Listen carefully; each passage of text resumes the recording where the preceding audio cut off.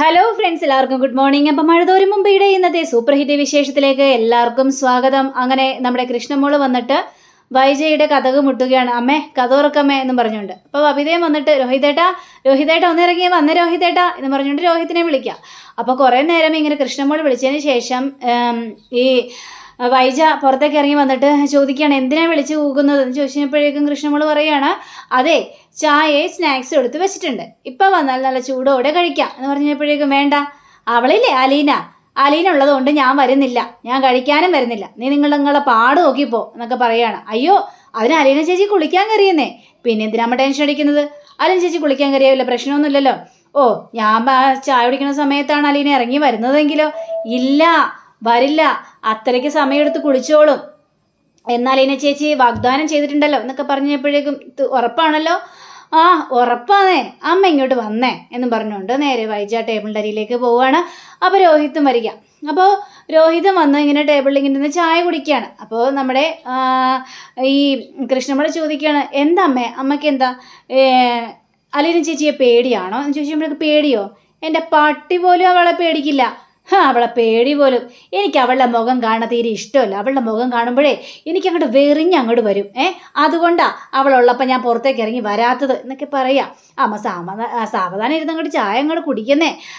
അപ്പോൾ രോഹിത്തിനെ കണ്ടു കഴിഞ്ഞപ്പോഴേക്കും വൈജിയാണെങ്കിൽ, അല്ല എന്തു പറ്റി, വലിയ വീമ്പിളക്കിയിട്ട് കോളേജിലോട്ടൊക്കെ പോയതാണല്ലോ, എന്നിട്ട് ഒന്നും നേടാതെ വന്നല്ലോ, അല്ലെങ്കിലും ഇവളെ കൊണ്ടൊക്കെ അത് നേടാനായിട്ട് സാധിക്കോ, നിന്റെ അച്ഛൻ വന്ന് പറഞ്ഞിട്ട് പോലും അവരതിന് സമ്മതിച്ചില്ല, പിന്നെയാണ് ഇവള്, അതും ഒരു വീട്ടുവേലക്കാരി വലിയൊരു കോളേജിൻ്റെ മാനേജറെ കാണാനായിട്ട് പോയിരിക്കുന്നു, അപ്പോൾ അത് വല്ലതും സാധിക്കോ, ഇത് വല്ലതും അവർ ചെയ്തു കൊടുക്കോ എന്നും പറഞ്ഞുകൊണ്ട് ഭയങ്കരമായിട്ട് ആക്ഷേപിക്കുകയാണ്. അത് കേട്ട് കഴിഞ്ഞപ്പോഴേക്കും നമ്മുടെ രോഹിത്താണെങ്കിൽ, പക്ഷേ അലീന ചേച്ചി എനിക്ക് വേണ്ടി ഒരുപാട് സംസാരിച്ചായിരുന്നു, ആ അച്ഛനാണെങ്കിൽ അമ്പിനും വില്ലിനും അടുക്കാത്ത മട്ടിലാണ്, അല്ല അപ്പോൾ പ്രിൻസിപ്പളെ കണ്ടില്ലേ എന്ന് ചോദിച്ചാൽ പ്രിൻസിപ്പളെയും കണ്ടു, പിന്നെ അച്ഛനെയും കണ്ടു, അച്ഛനാണ് കടും പിടുത്തം പിടിക്കുന്നത്, അല്ല അച്ഛൻ എന്താ പറഞ്ഞ രോഹിയേട്ടാ എന്ന് ചോദിച്ചപ്പോഴേക്കും, അച്ഛൻ പറയുന്നത് ഇത് മാനേജ്മെൻറ്റിന് ചേരാത്ത കാര്യമാണ്, അതുകൊണ്ട് ഇവിടെ അഡ്മിഷൻ കൊടുക്കാനായിട്ട് പറ്റില്ല, ഡിസ്മിസ് തന്നെ ചെയ്ത രീതിയിലാണ് ഞങ്ങൾ രണ്ടുപേരെയും അവിടെ നാട്ടിൽ പുറത്താക്കിയത്. പക്ഷേ അലീന ചേച്ചിയുടെ അവസാനം വരെയുള്ളൊരു പോരാട്ടം എന്നാ മാസം മറുപടിയായിരുന്നെന്ന് അറിയാവോ അച്ഛൻ്റെ മുന്നിൽ എന്നൊക്കെ രോഹിത് പറഞ്ഞപ്പോഴേക്കും, എന്താ അലീന ചേച്ചി അത്രയ്ക്ക് എന്താ പറഞ്ഞത് എന്ന് ചോദിക്കാം.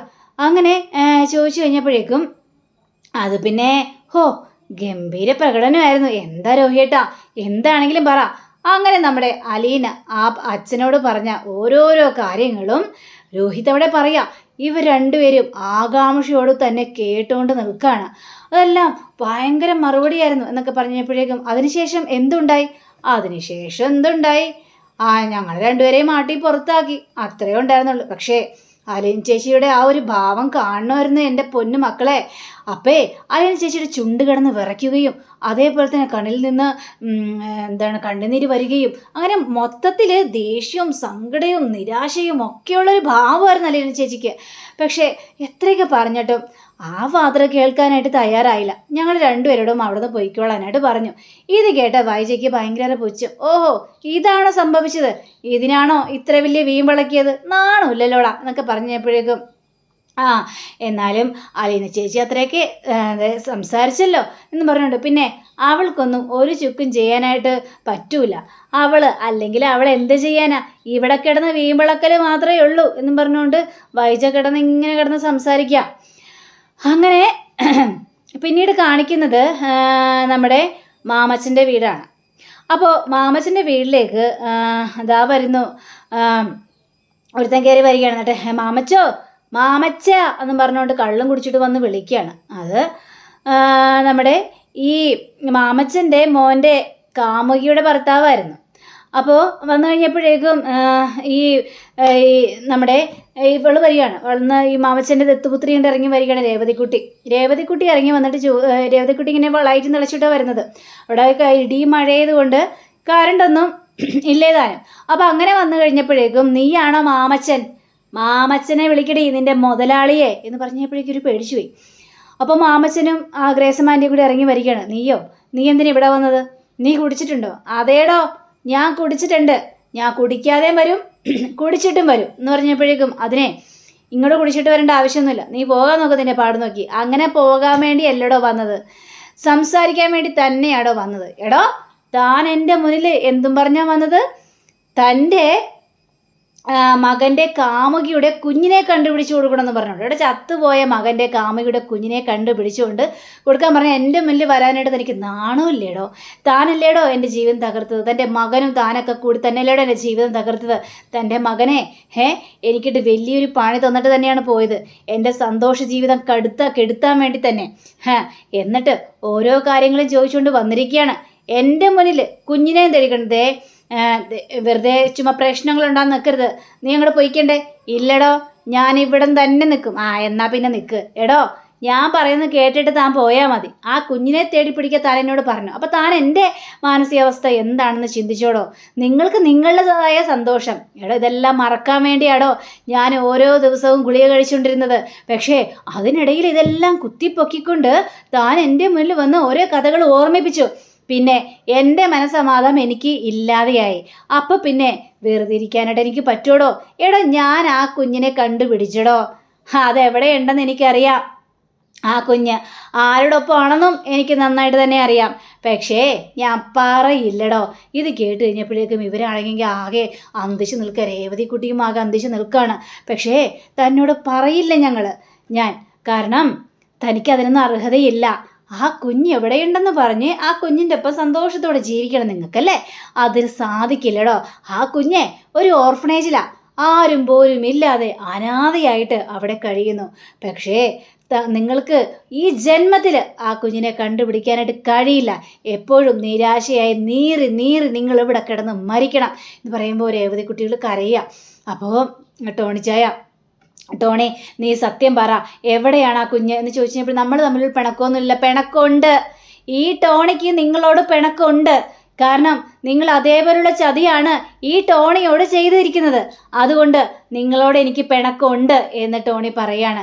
ഇനി ഞാൻ പറഞ്ഞല്ലോ, ജന്മത്തിൽ ആ കുഞ്ഞിനെ നിങ്ങൾക്ക് തേടി കണ്ടുപിടിക്കാനായിട്ട് സാധിക്കില്ല എന്നും പറഞ്ഞുകൊണ്ട് ടോണി അവിടെ നിന്ന് പോവാണ്. പോയി കഴിഞ്ഞപ്പോഴേക്കും ഇവർക്കാണെങ്കിൽ ആകെ സങ്കടവും തോന്നുകയാണ്. ദൈവമേ, ആ കുഞ്ഞിനെ കണ്ടെത്താനായിട്ട് സാധിക്കില്ലേ എന്നൊക്കെ ആലോചിച്ചിട്ട് അങ്ങനെ പിന്നീട് കാണിക്കുന്നത് നമ്മുടെ കൃഷ്ണമോളെയാണ്. അപ്പോൾ കൃഷ്ണമോളാണെങ്കിൽ ഭയങ്കര സന്തോഷത്തിൽ ചെവിയിൽ ഹെഡ്സെറ്റൊക്കെ വെച്ചിട്ട് ഇങ്ങനെ ഒരു പാട്ടിനിട്ട് ഇങ്ങനെ ഡാൻസ് ഇങ്ങനെ കളിച്ചുകൊണ്ടിരിക്കുക. അപ്പോൾ ബബിത വരികയാണ്. ബബിത വന്ന് ഇങ്ങനെ ഒന്നും മിണ്ടാതെ നിൽക്കുക. അപ്പോൾ കൃഷ്ണമോൾ തിരിഞ്ഞു നോക്കി കഴിഞ്ഞപ്പോഴും ഞെട്ടിപ്പോയി. എന്താ ചേച്ചി ഞെട്ടിപ്പോയല്ലോ ബബിത ചേച്ചി, ഒന്ന് പറഞ്ഞിട്ടൊക്കെ വരാൻ പാടില്ലേ? അതിനെ ഞാനിവിടെ വന്ന് നീ കണ്ടില്ലല്ലോ. എന്താ പറഞ്ഞത്? ചെവിയിൽ അത് ഈ കുന്ത്രാൻ്റെ അടുത്ത് മാറ്റ്. എന്താ? ഇതെടുത്ത് അങ്ങോട്ട് മാറ്റ് കൃഷ്ണമോളെ എന്ന് പറഞ്ഞുകൊണ്ട് നിൽക്കുമ്പോൾ, അയ്യോ സോറി, ഞാനിത് മാറ്റേണ്ട കാര്യം ആലോചിച്ചില്ല. അതെ ഞാനേ ഒന്ന് ടൗൺ വരെയും പോവാണ്, നീ വരുന്നുണ്ടോ എന്ന് ചോദിക്കാൻ വേണ്ടിയാണ് ഞാൻ വന്നത്. ടൗൺ വരെയും പോവാണോ? എന്തിനു പോവാ? എന്തിനാണെന്ന് പറഞ്ഞാലേ കൃഷ്ണമോള് വരുവുള്ളൂ. അയ്യോ ഇല്ലായേ. എങ്കിൽ പിന്നെ നീ റെഡിയായിട്ട് വാ. ശരി, പക്ഷെ എന്നാലും എന്തിനാണെന്നൊന്നും പറഞ്ഞൂടെ? പറയാൻ മനസ്സില്ല, സമ്മതമാണെങ്കിൽ വന്നാൽ മതി. അതെ, എനിക്ക് എന്തെങ്കിലും കേട്ടാലേ അതറിയാനുള്ള ഒരു ക്യൂരിയോസിറ്റി കൂടി വരും, അതുകൊണ്ട് ചോദിച്ചെന്നേ ഉള്ളൂ. ശരി, നീ ഏതായാലും പോയിട്ട് വാ, ഞാനേ പോകുന്ന വഴി നിന്നോട് കാര്യങ്ങളൊക്കെ പറയാം കേട്ടോ എന്ന് പറഞ്ഞുകൊണ്ട് നമ്മുടെ ഒരുങ്ങാനായിട്ട് പോവുകയാണ് കൃഷ്ണമോൾ. സമയം തന്നെ രോഹിത്തും ആണെങ്കിൽ ആകെ സങ്കടപ്പെട്ട് ടി വിയും കണ്ട് എന്തൊക്കെ ഇങ്ങനെ ആലോചിച്ചുകൊണ്ട് നിൽക്കുകയാണ്. അങ്ങനെ നിൽക്കുമ്പോൾ ബബിത വരികയാണ്. ബബിതയെ കണ്ടു കഴിഞ്ഞപ്പോഴേക്കും രോഹിത്ത് ചോദിക്കുകയാണ്, അല്ല എവിടെ പോകുന്നു? ഞങ്ങൾ ടൗൺ വരെയും പോവാണ്. എന്തിന് ടൗൺ വരെ പോകുന്നു? അയ്യടാ, അത് ഇയാളെ ബോധിപ്പിക്കേണ്ട കാര്യമൊന്നുമില്ല. ശരി, എന്നെ ബോധിപ്പിക്കേണ്ട, അന്ന് ബോധിപ്പിക്കേണ്ടവർ അലീന ചേച്ചി എന്ന് പറഞ്ഞിട്ട് വിളിക്കുമ്പോൾ രോഹിത്തിൻ്റെ വായങ്ങട് പൂട്ടുകയാണ് നമ്മുടെ ബബിത. അതെ പറയാം, ഞങ്ങൾ ടൗൺ വരെയും പോവാന്ന് പറഞ്ഞില്ലേ, വന്നിട്ട് പറയാം കാര്യങ്ങളൊക്കെ കേട്ടോ എന്ന് പറഞ്ഞുണ്ട്. അപ്പോൾ കൃഷ്ണമോള് വരുന്നു. കൃഷ്ണമോളെ പിടിച്ചെടുത്തുകയാണ്. എടി എങ്ങോട്ടാ പോകുന്നതെന്ന് ചോദിച്ചപ്പോഴേക്ക് എനിക്കറിയില്ല, എന്നോടൊന്നും പറഞ്ഞില്ല. കൃഷ്ണമോളോട് ചോദിക്കണ്ട, കൃഷ്ണമോൾക്കൊന്നും അറിയില്ല, ഞാൻ പറഞ്ഞിട്ടുമില്ല. ശരി രോഹിയേട്ടാ, ഞങ്ങൾ പോയിട്ട് വരട്ടെ എന്ന് പറഞ്ഞുകൊണ്ട് ഇവർ രണ്ടുപേരും പോവുകയാണ്. പോയി കഴിഞ്ഞ് കുറേ നേരം കഴിഞ്ഞപ്പോഴേക്ക് ഇവർ രണ്ടുപേരും ഷോപ്പിംഗ് ഒക്കെ കഴിഞ്ഞിട്ട് വരികയാണ്. അപ്പോൾ രോഹിത് ആണെങ്കിൽ ആ വാതിക്കെ തന്നെ ഫോൺ നോക്കിക്കൊണ്ടിരിക്കുന്നുണ്ട്. അപ്പോൾ ഇവരെ കണ്ടു കഴിഞ്ഞപ്പോഴേക്കും, അല്ല നിങ്ങൾ എന്തിനു പോയതാ ടൗണിൽ എന്ന് ചോദിക്കുമ്പോൾ അവർ രോഹിത്തിനെ കണ്ട പാവ പോലും നടിക്കുന്നില്ല ഇവർ രണ്ടുപേരും. അപ്പോൾ നമ്മുടെ ബബിത പറയണം, അയ്യോ ഷോ എന്നാലും ആ ഒരു ട്രാഫിക് ജാമേ, എന്തൊരു ട്രാഫിക് ജാമായിരുന്നു. അതേ ചേച്ചി, ഒരുത്തൻ കയറി വന്നത് കണ്ടില്ലേ റോങ് സൈഡ്. ആക്സിഡൻ്റ് ആവേണ്ടതായിരുന്നു. ഞാൻ അങ്ങോട്ട് പേടിച്ചു പോയി. അല്ല, ഞാൻ ചോദിക്കുന്നത് കേട്ടില്ലേ, നിങ്ങൾ ടൗണിൽ എന്തിനു പോയാന്ന് വീണ്ടും രോഹിത് ചോദിക്കുമ്പോൾ രോഹിത്തിൻ്റെ മറുപടി ഒന്നും കേൾക്കാത്ത രീതിയിൽ നമ്മുടെ കൃഷ്ണമോള് പറയണേ, ഏതായാലും മഴ പെയ്തു നന്നായില്ലേ ചേച്ചി എന്നും പറഞ്ഞുകൊണ്ട് ഇവർ രണ്ടരകത്തേക്ക് കയറി പോകുമ്പോൾ നിങ്ങളോടല്ലേ നിൽക്കാൻ പറഞ്ഞത്, എവിടെ പോയതാ? അയ്യോ, രോഹിയുടെ ഇവിടെ ഉണ്ടായിരുന്നോ? ഞങ്ങൾ കണ്ടില്ലല്ലോ. ഞാനത് അവിടെ അല്ല, ഇവിടെ ഇരിക്കുന്നുണ്ടായിരുന്നല്ലോ, ഇരിപ്പുണ്ടായിരുന്നോ? ഷോ എടേ കൃഷ്ണമോളെ, നമ്മൾ രോഹിയേട്ടനെ കണ്ടുപോലും ഇല്ലല്ലേ? അതെ, രോഹിയേട്ടനെ കണ്ടുപോലും ഇല്ല. അല്ല, നിങ്ങൾ എന്തിനു പോയാന്ന് പറ. അതൊക്കെ പറയാം, അതൊക്കെ വിശദമായിട്ട് തന്നെ പറയാം എന്നും പറഞ്ഞുകൊണ്ട് ഇവർ നേരെ അങ്ങോട്ട് കയറി പോവാണ്. ഇവരിത് പറഞ്ഞില്ലല്ലോ.